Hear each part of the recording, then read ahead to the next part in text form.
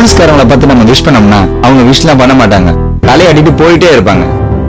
ஆனா உங்களை பார்த்தா இன்ஸ்பெக்டர் ஏந்திரிச்சு நின்னு சல்யூட் பண்றாரு. உன் பொண்டாட்டியோட உசுர நீ எடுக்கணும்.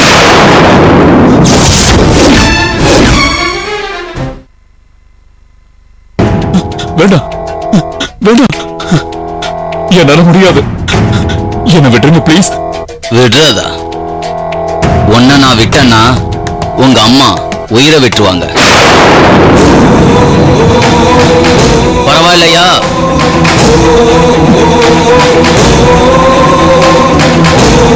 சொல்லு, பரவாயில்லையா?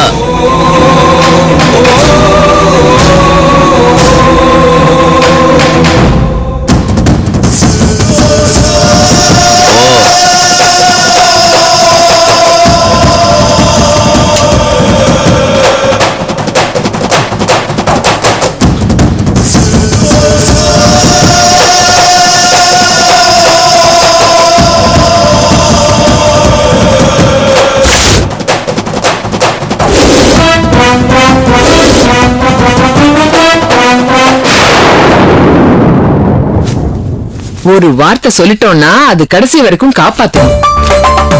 அவனை வச்சுக்கிட்டு தானே சொன்னா உங்க அண்ணி, இந்த வீட்டுல என்ன விசேஷம் நடந்தாலும் நாங்க தான் செலவு பண்ணுவோம், நாங்க தான் நடத்தி வைப்போம்னு.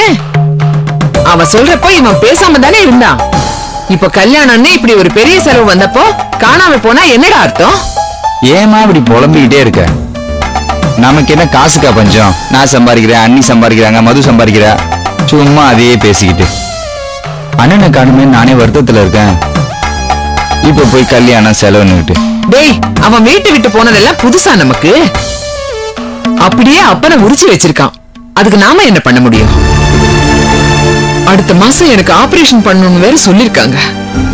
அந்த செலவு நினைச்சா அது வேற அடிவயத்தை கலக்குது. மா, அதுக்குதான் அண்ணா இப்ப எதுக்கு கல்யாணத்துக்கு அவசரம்னு கேட்டாரு. அது சரி, நீ கவலைப்படாதம்மா, நான் இருக்கேன்னு இவன் சொல்லிருக்கணும். அதை விட்டுட்டு கல்யாணத்துக்கு என்ன அவசரம்னு இவன் கேட்டா சரின்னு நம்ம தள்ளி போட்டுடுறதா? அதெல்லாம் முடியாது. எனக்கு நான் ஆஸ்பத்திரிக்கு போறதுக்குள்ள உன் கல்யாணத்தை நடத்தி பார்க்கணும். இதுல எந்த மாற்றமும் கிடையாது. அம்மா, அண்ணியோட போய் போலீஸ் ஸ்டேஷன்ல கம்ப்ளைண்ட் கொடுத்து வந்திருக்கேன். எப்படியும் சீக்கிரம் கண்டுபிடிச்சிருவாங்கம்மா. பாவண்டா உங்க அண்ணே, எதுக்குன்னு அவ கவலைப்படுவா? நம்ம கஷ்டத்தை வாயை விட்டு புலம்பிடுறோம். இன்னைக்கு வரைக்கும் அவ சந்தோஷத்தை தவிர வேற எந்த உணர்ச்சியும் நம்ம கிட்ட காட்டினதே இல்லடா. வீட்டுல ஒருத்தி நமக்காக இருக்காளே, அவளை இப்படி அம்போன்னு விட்டுட்டு போயிட்டுமோன்னு நினைச்சு பார்த்தானா உங்க அண்ணன்? அதாம்மா எனக்கும் ஆச்சரியமா இருக்கு. அண்ணி மனசுக்குள்ள கவலைப்பட்டாலும் வெளியில எவ்வளவு போல்டா இருக்காங்கல்ல. நம்மளாம் போலீஸ் ஸ்டேஷன் போறதுக்கே யோசிப்போம், ஆனா அவங்க அங்கேயே பிறந்து வளர்ந்த மாதிரி ரொம்ப ஈஸியா போயிட்டு வராங்க.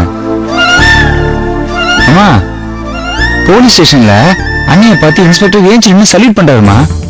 என்னது? இன்ஸ்பெக்டர் எதுக்குடா அவளுக்கு சல்யூட் அடிக்கணும்? நான் ரொம்ப ஷாக் ஆயிட்டேன். அண்ணி கிட்ட கேட்டேன், அவங்க தான் சொன்னாங்க இன்ஸ்பெக்டரோட டாக்டர் அவங்க ஸ்கூல்ல படிக்கிறாங்களாம், அதனாலதான் இந்த மரியாதையா. என்னமோப்பா, நல்லபடியா அவனை தேடி கண்டுபிடிச்சு கொடுத்தாங்கன்னா அதுவே போதும். நான் ஒரு விஷயம் சொல்லுவேன், தயவு செஞ்சு நீ வருத்தப்படக்கூடாது. அண்ணன் இல்லாம நிச்சயதார்த்தம் நடந்தது என் மனசுக்கு சரியா படலாமா. அண்ணனுக்கு பிடிக்காத ஒரு விஷயத்த நாம செய்ய வேணாமா. உனக்கு கல்யாணம் பண்ணி வைக்கணுங்கிறது என்னோட விருப்பம். இதுக்கு அவன் சம்மதம் முக்கியம் இல்ல, அவனோட உதவிதான்டா நான் கேட்டுட்டு இருக்கேன். இருக்கலாமா, அவரை சம்மதிக்க வச்சுட்டு அப்புறம் செய்யறதா நல்லது. முயற்சி பண்ணாமலாடா இருக்கும். நான் பேசினேன், உங்க அண்ணி பேசினா, மது பேசிருக்கா, மாத்தி மாத்தி அவனை கெஞ்சிக்கிட்டு தாண்டா இருக்கிறோம். இப்படி முறைச்சுக்கிட்டு வெளியே போயிடுவான்னு யார் கண்டா? எனக்கு அதம்மா புரியல. அண்ணா கோவப்பட்டா என்னால அதை ஏத்துக்க முடியும், ஆனா அதுக்காக கோச்சுக்கிட்டு வீட்டை விட்டு போறாருன்னா அது ஏன்னு எனக்கு புரியலம்மா. அதான் சொன்னேன் இல்லடா, வீடு தங்காத கால் அமையிறது அவங்க தலைவிதி. நீயாவது இதெல்லாம் பார்த்துட்டு இப்படி எல்லாம் இருக்க கூடாதுங்கிறது கத்துக்க. இந்த பாருங்கம்மா, அவசரப்பட்டு நிச்சயம் பண்ண மாதிரி கல்யாணத்தையும் பிக்ஸ் பண்ணாதீங்கம்மா. சீரியஸா சொல்றேன், அண்ணா வராம நான் தாலியே கட்ட மாட்டேன். எத்தனை வாட்டிடா இதே பாட்டு பாடிட்டு இருப்ப? உங்க அண்ணன் வந்துடுவான், வராம எங்க போயிட போறான்? நீ வீணா மனசு போட்டு குழப்பிட்டு எங்களையும் குழப்பி விட்டுடாத. வரணுமா, வந்து அவகிட்ட உட்கார்ந்து பேசி அவரோட சம்மதத்தோட தான் என் கல்யாணம் நடக்கணும் சொல்லிட்டேன். அவன் இல்லாம உன் கல்யாணத்தை நடத்திடுறேன்னு நான் மட்டும் சொல்லிருக்கேனா? என்னமோ இவன் தான் பெரிய மனுஷன், எனக்கு புத்தி சொல்ல வந்துட்டான்.